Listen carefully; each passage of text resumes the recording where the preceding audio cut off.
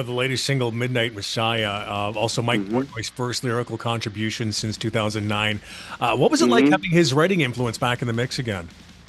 It was fantastic. I mean, Mike, it was funny because within the first day or two, there's that whole familiarity of how it is to work with somebody. And whether you're working in the Dream Theater context or you're out working with other musicians that you've worked with before, there's that recognition on how they go about approaching compositions or you know, uh, putting together songs. And everyone has a signature. Everyone has that certain identity and approach and ritual that they use, and their tools.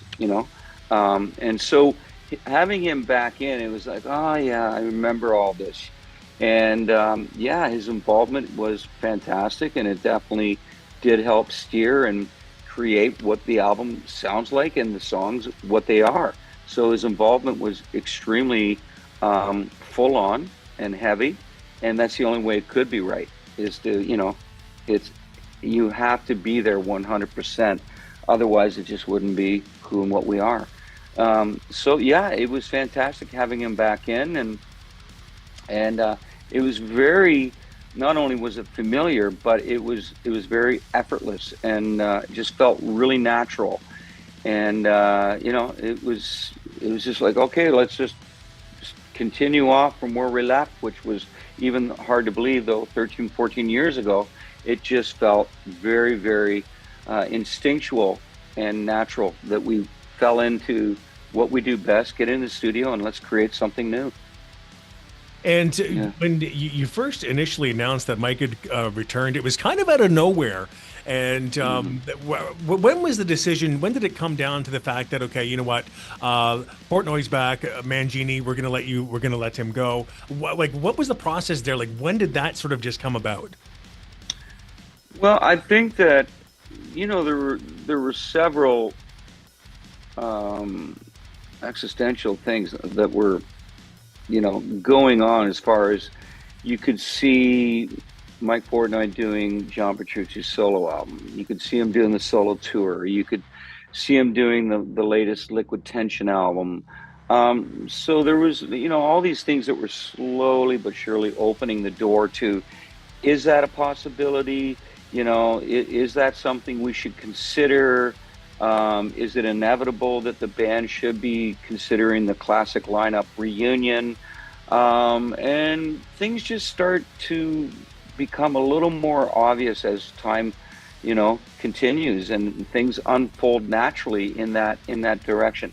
And I think after the last world tour, after we completed that tour and we were at home for a couple months, there were already things that we were thinking about, and that kind of, without getting into it, it was just something that was just pushing us that way through conversations with one another. When I say one another, being myself, John Petrucci, Jordan, and John Mayung, just kind of feeling that magnetism, like, guys, I think this is our time. I think this only makes sense that we bring back Mike and make something of it. Let's do this.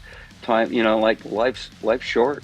It really is, and let's take it while we're still feeling great, while we're still loving what we're doing, and it's not just for a money situation. It's because we want to see this back and we want to make the best of it. And I think this album is a true testament to that.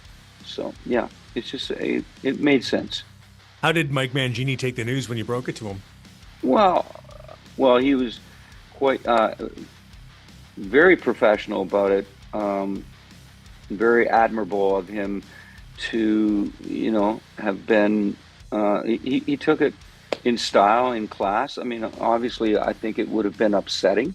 It must have been upsetting, but he took it for what it's worth, and even saying things like, I it kind of makes sense, guys. I see why this should be happening and why this would maybe inevitably be happening. It just makes sense for the band and the amount of history that you all have together. It seems natural. And so yeah, no, he was a class guy, classy. Yeah. I remember last time I spoke to you, but it was about 2 years ago, and Mike Portnoy showed up at one of your shows in New York, and you Hmm. two had to sort of, I guess, reacquainted. You guys had some stuff you had to work through, and Yeah, sure we did. Absolutely. has all that been sort of worked through now, and everything's cool, everything's Oh copacetic? yeah. Yeah, Yeah, I mean, you're talking about when we were playing at the Beacon Theater, that's right, the and Beacon. and Yes. yeah, and Mike had come out to see the show, and yeah, had asked if I'd be willing to see him and get together and just have some kind of a mending of the wounds, so to speak. And at first it was a little startling because it came out of nowhere, and Mike and I hadn't spoken. Wow, at that point, it would have been close to 11, 12 years. So it was, the whole situation, it was very calm. It was very emotional because as we looked at one another and we hadn't been in physical presence of one another for so many years, within 30 seconds, we embraced one another, said, "Hey, I love you, man." And then we went into my dressing room and we talked for about 20 minutes, and we kind of like a catharsis, right? Like, let's just cleanse this and rid ourselves of all these